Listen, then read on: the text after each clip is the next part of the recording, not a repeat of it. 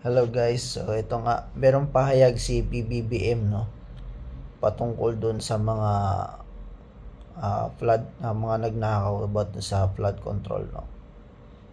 Ayun naman pala, alam naman niya na pala at maraming nagsasabi sa kanya na ikulong na daw yung mga nagnakaw. Kaya lang, parang siya rin mismo yung pumipigil. Ito, panoorin nyo. I get messages all day, every day. Ikulong mo na yan.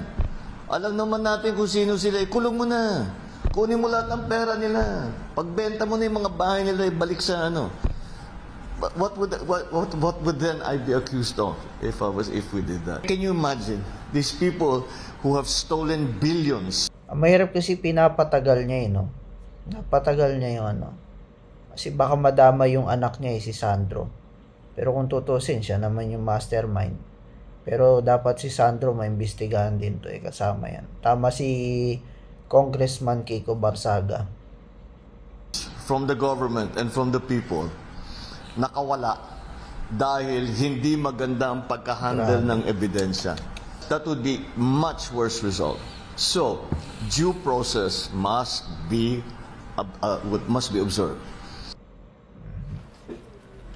Samantala, naniniwala si Marcos na hindi maapektuhan ang kredibilidad ng Independent Commission for Infrastructure ng planong pagla-livestream ng mga pagdinig nito. I don't think it has an effect on the credibility of the process. I think it's a practical matter, really. Will live streaming help? Will it not? So we just have to wait for the ICI to make that decision for themselves.